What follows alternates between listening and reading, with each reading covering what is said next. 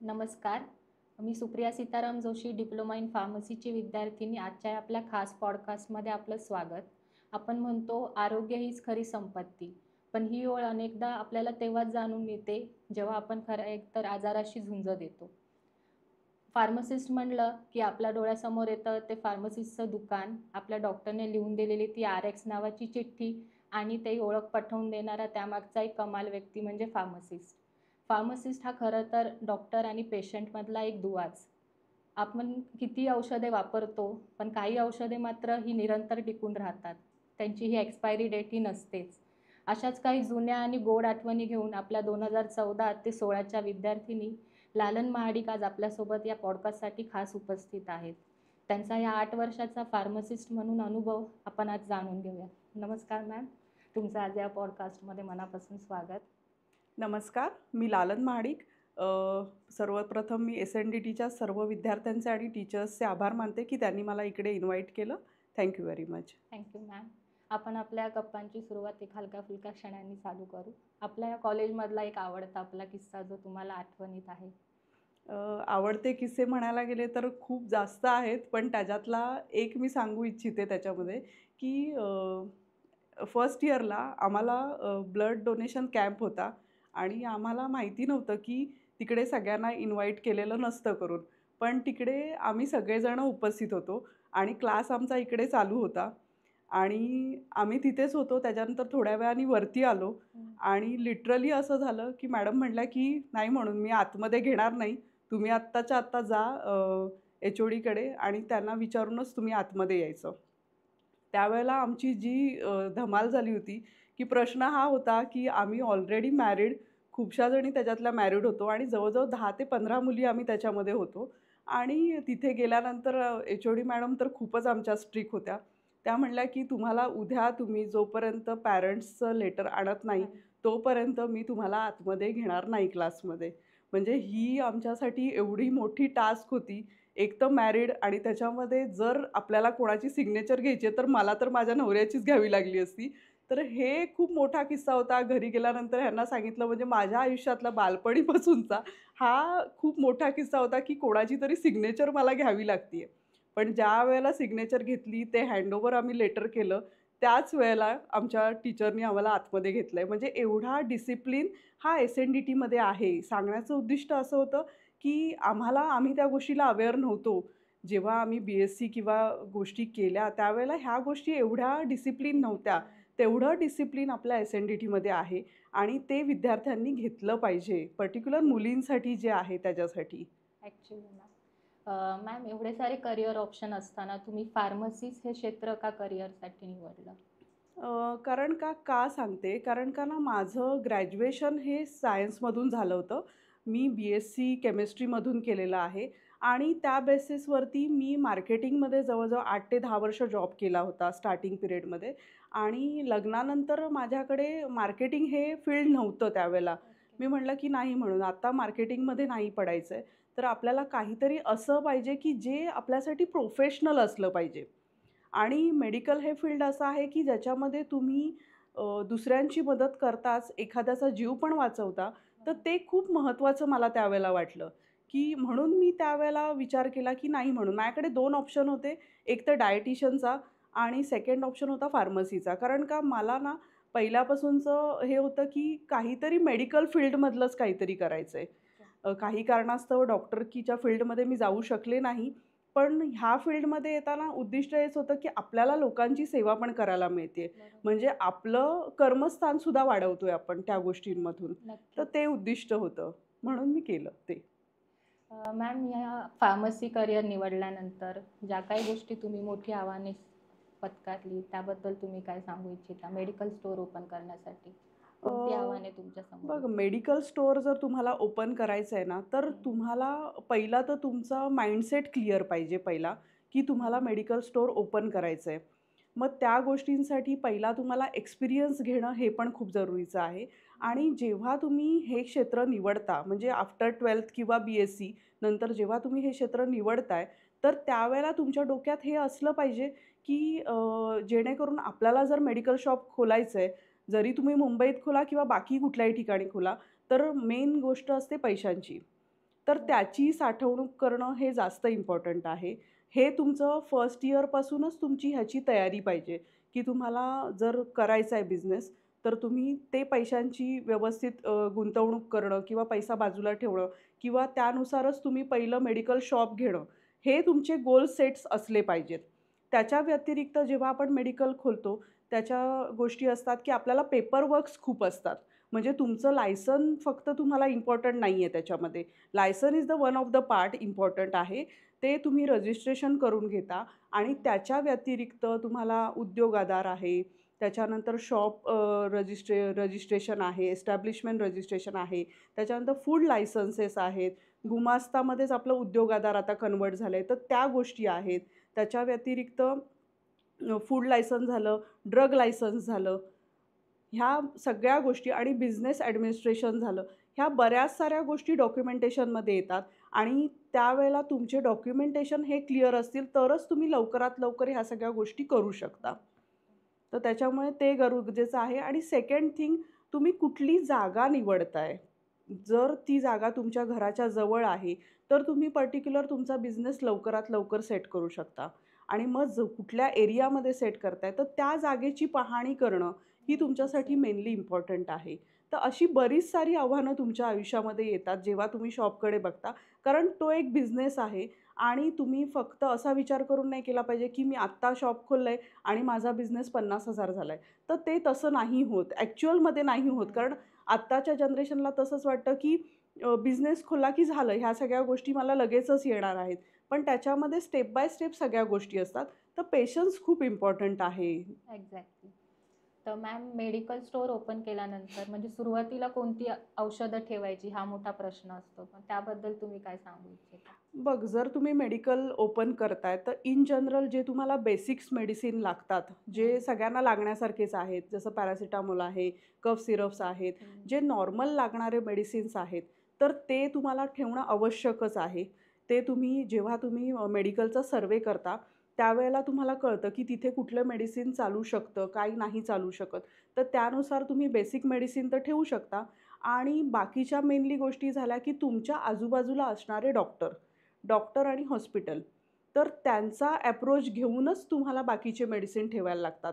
जर एखाद्या डॉक्टरांनी एक प्रिस्क्रिप्शन तुम्हाला जर दिलं त्यावेळेला, तर ते तुमच्याकडे अवेलेबल असणं हे खूप इम्पॉर्टंट आहे. कारण तो त्या डॉक्टरचा रिस्पेक्ट असतो. जेव्हा आपण ते मेडिसिन करतो अवेलेबल, त्यावेळेला त्या गोष्टी आपल्या फुलफिल होऊ शकतात. तर अशा प्रकारे आपण मेडिसिन ठेवू शकतो. जर आपल्याला एखादा स्टॉक परचेस करायचा आहे मेडिकलमध्ये, तो कमीत कमी किमतीत कसा आपण परचेस करू शकतो? जर स्टॉक परचेस करायचा आहे ना, तर आपल्याकडे आत्ता डिस्ट्रिब्युटर्स खूप असतात. जर तुम्ही कुठल्या एरियामध्ये करताय, तर त्यानुसार डिस्ट्रिब्युटर्स पण असतात. जर तुम्हाला एखादं मेडिसिन सपोज तुम्हाला एखादं मेडिसिन जर आठवड्याला 5 स्ट्रिप लागतंय, तर तुम्ही ते डिवाईड करू शकता 2 डिस्ट्रिब्युटरमध्ये.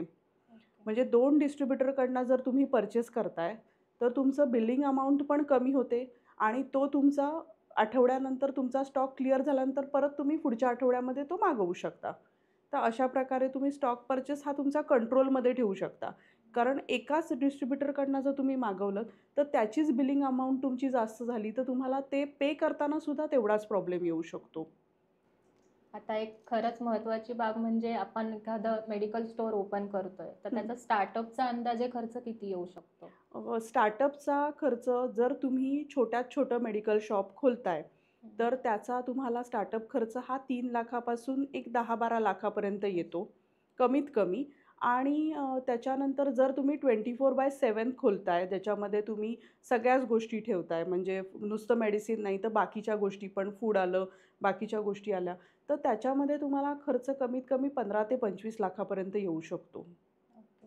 आणि जर आपण मेडिकल स्टोअर ओपन करतोय, तर त्याचा एक प्रॉफिट मार्जिन आपण किती सेट करू शकतो? प्रॉफिट मार्जिन जर काढला ना, तर तुम्ही जर ब्रँडेड मेडिसिनमध्ये गेलात, तर तुमचा प्रॉफिट मार्जिन हा 10% to 20% अमाउंटमध्ये असतो.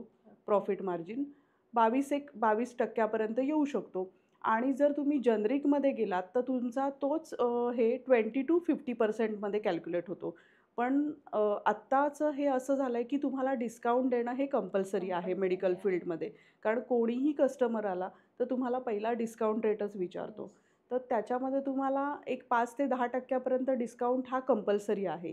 त्याच्यामुळे ते देणं पण जरुरीचं आहे आणि त्याच्या बाकीचा राहिला तो तुमचा अमाउंट राहिला, ओके. असं आहे. आता आपण सर्रास बघतो की ओव्हर द काउंटर ड्रग्स खूप अवेलेबल आहेत. तर हं. त्याचा पेशंट्स कसा वापर करतात असं तुम्हाला वाटतं?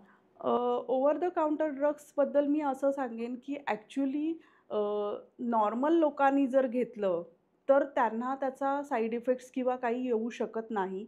पण जर एखादा डायबेटिक आहे किंवा एखादा जर बी-पी पेशंट आहे आणि त्यांनी जर एखादं चुकीचं मेडिसिन चुकीचं इन द सेन्स कारण का हे नॉर्मल मेडिसिन असतात आणि जेव्हा आपण ते घेतो, त्यावेळेला त्यांच्या बॉडीवरती काय इफेक्ट होईल, हे आपण सांगू शकत नाही आहे. तर त्याच्यामुळे ओव्हर द काउंटर ड्रग हे फक्त पेन किलर्स किंवा एखादं कफ सिरप किंवा एखादी पॅरासिटामॉल असं तुम्ही काहीही असेल तर तुम्ही देऊ शकता. पण त्याच्या व्यतिरिक्त देणं हे मला स्वतःला योग्य नाही वाटत आहे without prescription. Okay. Ma'am generic medicines आणि आपले आता ब्रँडेड मेडिसिन्स ह्याच्यात खूप तफावत पाहायला मिळते. लोकं जास्त करून आता जेनेरिक मेडिसिन स्वस्त आहे त्यामुळे तिकडे वळायला लागले. तर तुमचं त्याबद्दल मत काय आहे?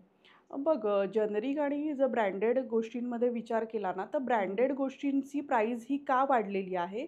कारण त्यांना ना एक पेटंट केलेलं असतं त्या मेडिसिनला आणि त्यांचा ना मार्केटिंगचा आणि ब्रँडिंगचा हा खर्च आहे ना, तो जास्त असतो.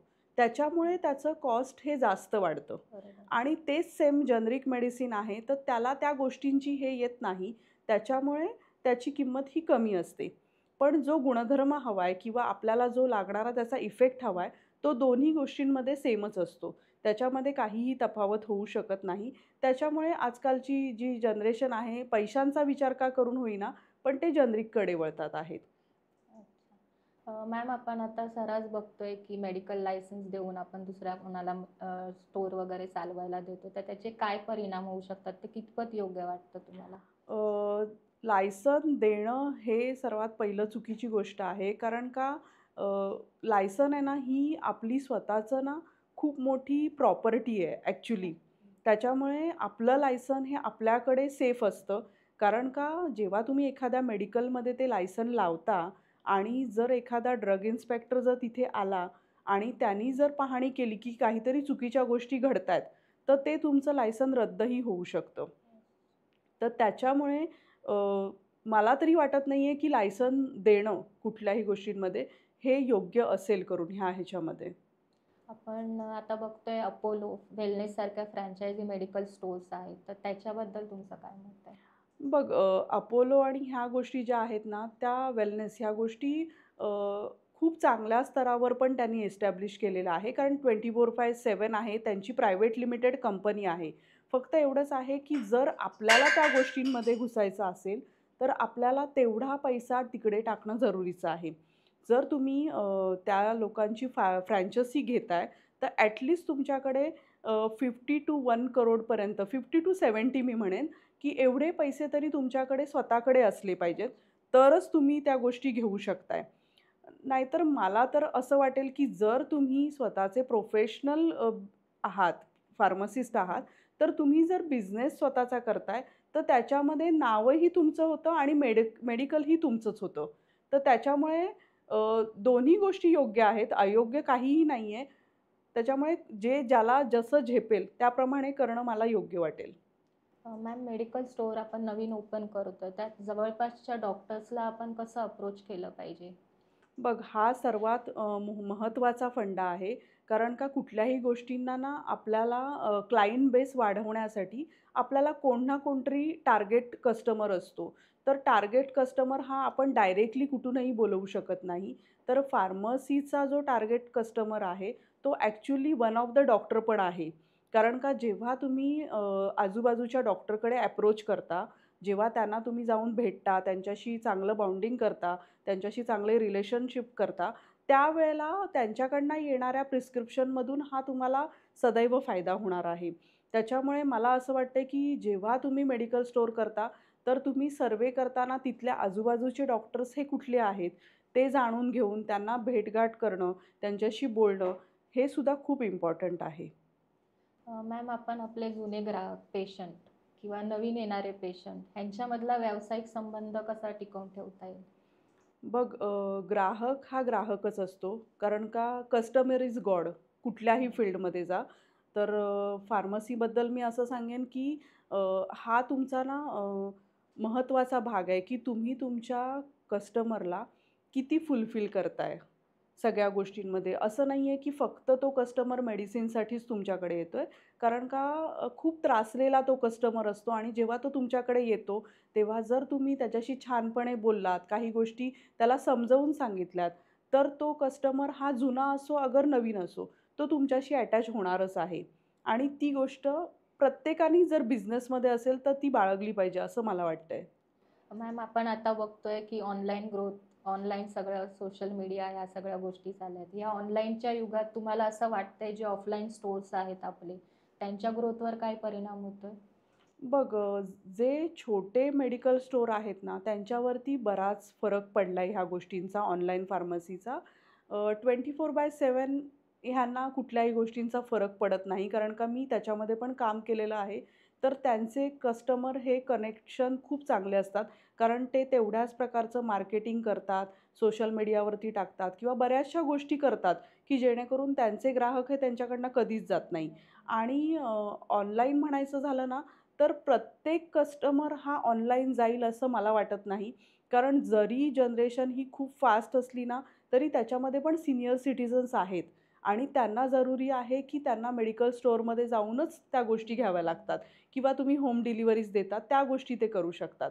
त्याच्यामुळे अ, जर आपला मोटो जर क्लिअर असेल, की आपल्याला छान असं फार्मसी खोलून छान बिझनेस करायचा आहे, तर आपलं तेवढंच लक्ष असलं पाहिजे, की आपण आपली ग्रोथ किती केली पाहिजे, आपली मार्केटिंग किती केली पाहिजे. त्यावरती तुमचं डिपेंड ऑन आहेच सगळ्या गोष्टी. मॅम आता आपण बघतोय की खूप साऱ्या मेडिसिन्स येत आहेत. 2 महिन्याने, 3 महिन्याने, 6 महिने, वर्षात खूप साऱ्या मेडिसिन्स लॉन्च होत आहेत, सगळ्या गोष्टी होत आहेत. तर तुम्ही स्वतःला अपडेट कसं ठेवलं पाहिजे ह्या सगळ्या गोष्टींमध्ये? बघ अपडेशन हे सगळ्याच फील्डमध्ये आहे.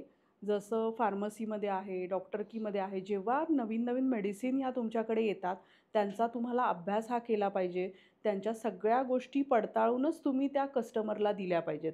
तर त्याच्यामुळे प्रत्येक फील्डमध्ये अपडेट राहणं जरुरीचं आहे आणि जिथे बिझनेस आला ना, तिथे अपडेशन हे आलंच. झालंच. त्याच्यामुळे त्याच्यामध्ये आपण काहीही हे करू शकत नाही. तर ते इम्पॉर्टंट आहे प्रत्येक ह्याच्यासाठी. मॅम आता 2-3 वर्षापूर्वी कोरोनासारखी महामारी आली. आपण पाहिलंच. तर त्या काळात तुम्ही लोकांना कशी मदत केली? बघ, करोना हा कालावधी असा होता ना, की त्यावेळेला सर्वात इम्पॉर्टंट होते पोलीस, त्याच्यानंतर होते डॉक्टर्स आणि त्याच्यानंतर होते फार्मासिस्ट. फार्मासिस्ट. आणि त्यावेळेला ना, आपल्याकडनं सेवा होणं खूप इम्पॉर्टंट होतं. ॲज अ फार्मासिस्ट आपण लोकांचा जीव वाचवणं, हे काळाची गरज होती. कारण जेवढी लोकं गेली आहेत, त्यांच्याबद्दल तर आपण हे करू शकत नाही. पण जेवढ्यांना वाचवलंय ना, तर त्यांचे ब्लेसिंग्स आपल्याला नक्की मिळालेत प्रत्येक गोष्टींमधून. नक्कीच. तर त्या काळामध्ये आम्ही मेनली काय गोष्टी केल्या, तर मास्क आपल्याला कंपल्सरी होता. त्याच्यानंतर सॅनिटायझर कंपल्सरी होतं. थर्मामीटर कंपल्सरी होतं. तर ते करून आपण त्या जेवढे क्लायंट्स यायचे त्यांना एका लाईनीमध्ये उभं करून किंवा पर्टिक्युलर एका जागेमध्ये उभं करून त्यांना त्यांच्या ज्या मेडिसिन आहेत त्या लवकरात लवकर देण्याचा प्रयत्न केला. त्यांना होम डिलिव्हरीज देण्याचा प्रयत्न केला. अशा प्रकारे वेगवेगळ्या प्रकारे ना त्यांना आपण भरपूर ह्याच्यामध्ये मदत केलेली आहे त्या काळामध्ये आणि ती गरजेची होती त्या वेळेनुसार. मॅम आत्ताच्या पिढीला तुम्ही फार्मसी हे करिअर क्षेत्र निवडायचं तो काय सल्ला द्याल त्यासाठी? बघ हे क्षेत्र आहे ना one of the best career आहे आत्ताच्या मुलांसाठी, मुलींसाठी म्हणेन मी. कारण का ह्याच्यामधून ना तुम्हाला नवीन-नवीन गोष्टी शिकता येतायत आणि फार्मसी हे फील्ड एवढं मोठं आहे, की तुम्ही फक्त नुसतंच डी-फार्मसी न करता तुम्ही त्याच्यामध्ये बरंच काही एज्युकेशन घेऊन तुम्ही स्वतःची कंपनीही लाँच करू शकता. स्वतःचं म्हणजे बरेच अपडेशन आहेत त्याच्यामध्ये, की नुसतं डी-फार्मसी करून तुम्ही थांबू नका. जर तुमच्याकडे तेवढा कालावधी आहे, तर तुम्ही त्याचं पुढचं एज्युकेशन, हायर एज्युकेशन घेऊन पी-एच-डी लेव्हलपर्यंत जाऊन तुम्ही खूप छान ह्याच्यामध्ये अपडेशन होऊ शकता. तर मी आत्ताच्या पिढीला एवढंच सांगेन, की तुमच्यामध्ये ह्या गोष्टींसाठी पेशन्स हा असला पाहिजे. कारण का सगळ्याच गोष्टी तुम्ही लगेच म्हणाल, की आत्ता मी हे केलंय आणि मला 50,000 पगार मिळेल, तर तशा गोष्टी नसतात ॲक्चुअल प्रॅक्टिकलमध्ये. तर त्या गोष्टी तुम्ही डोक्यात ठेवून चाला, की थोडासा पेशन्स इम्पॉर्टंट आहे आणि स्वतःला तुम्हाला किती अपडेशन करता येईल, कारण फक्त एज्युकेशन घेऊन इम्पॉर्टंट नाही आहे, तुम्ही ते एज्युकेशन किती इम्प्लिमेंट करताय पुढे जाऊन ते जास्त इम्पॉर्टंट आहे.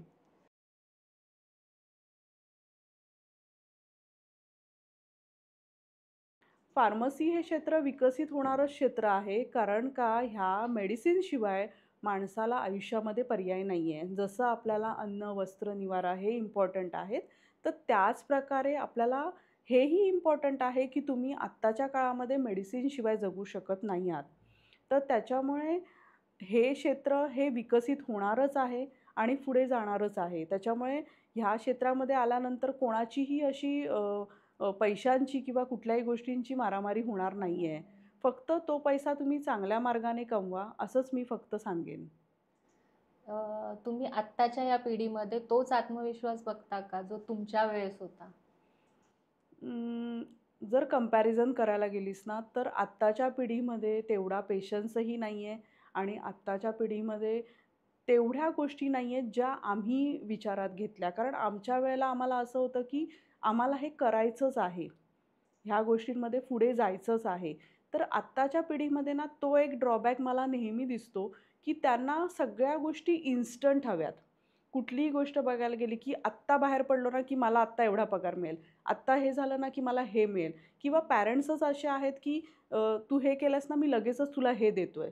तर त्या गोष्टींमुळे काय होते, की आत्ताच्या पिढीला ॲक्चुअली कळत नाहीये, की हा जो आहे तो आपल्याला फक्त आपला घरातला माहोल आहे किंवा तुमचा कॉलेजमधला आहे. तुम्ही ॲक्चुअल जेव्हा फील्डमध्ये जाता, सगळ्या गोष्टी करता, त्यावेळेला तुम्हाला बऱ्याच गोष्टींची आव्हानं असतात आणि ती स्वीकारण्यासाठी ना, त्यांना काउन्सिलिंग किंवा त्यांना गाईडलाईन करणं हे आत्ताच्या पिढीला खूप इम्पॉर्टंट आहे. Okay ma'am. अजून काही तुम्ही आत्ताच्या पिढीला सल्ला देऊ इच्छिता? आत्ताच्या पिढीला मी एवढंच सांगेन, की जे तुम्ही करताय, तुमच्या करिअरच्या नुसार तुम्ही जे काही क्षेत्र निवडताय ना, तर ती तुम्ही योग्य तऱ्हेने निवडा आणि त्याच्यामध्ये तुम्हाला सर्चिंग करता येईल, तुम्हाला किती त्याच्यामध्ये स्वतःला पूर्णपणे झोकून टाकता येईल, तेवढं तुम्ही टाका, की जेणेकरून ना तुम्हाला पुढे हार्ड करायला नाही लागणार. कारण जर तुम्ही आत्ता एक 5 ते 10 वर्ष हार्ड केलं, तर तुम्हाला पुढचं लाईफ हे खूप सेटल असणार आहे. कारण पुढच्या ह्याच्यामध्ये आहेत ना, बघ तसा विचार केला गेलीस ना आत्ताच्या ह्याच्यानुसार, तर जॉब हे नाही राहणार आहेत पुढे जास्त. कारण आत्ताच एवढं रिसेशन येतंय, लोकांना काढून टाकतायत. ह्या सगळ्या गोष्टी पुढे पण होणारच आहेत. तर त्या गोष्टी आहेत ना, त्यांनी डोक्यात घेऊन चालायला पाहिजे, की जर आपण एखादा प्रोफेशनल कोर्स करतोय, तर त्याप्रकारेच आपण अपडेशन व्हायला पाहिजे. जसं गुजराती मारवाडी आहेत, तर ते लहानपणापासूनच त्या मुलांच्या अंगामध्ये तो गुणधर्म टाकतात, की तुला दुकानात जाऊन बसायचंच आहे, तुला ही गोष्ट करायचीच आहे आणि त्याचा फायदा त्यांना कालांतराने होतो. आपल्याला त्यावेळेला वाटतं, की आपण मजा करतोय, पण ती लोकं त्यावेळेला व्यवसाय करत असतात. त्याच्यामधल्या गोष्टी शिकत असतात. तर ते त्यांच्याकडनं घेणं मला जास्त इम्पॉर्टंट वाटतंय. जर तुम्हाला एखादं एंटरप्रेन्योर व्हायचंय, तुम्हाला मोठं बिझनेस वुमन व्हायचंय, तर ती गोष्ट खूप इम्पॉर्टंट आहे तुमच्यासाठी. धन्यवाद मॅम. तुम्ही आज एवढी माहिती आम्हाला दिली. आमच्या मनातले काही प्रश्न तुम्ही असं सहज बोलता-बोलता सोडवलेत. याचा फायदा आम्हाला किंवा येणाऱ्या आमच्या पिढीला, फार्मसी घेणाऱ्या विद्यार्थिनींना नक्कीच होईल. धन्यवाद. Thank you. Thank you.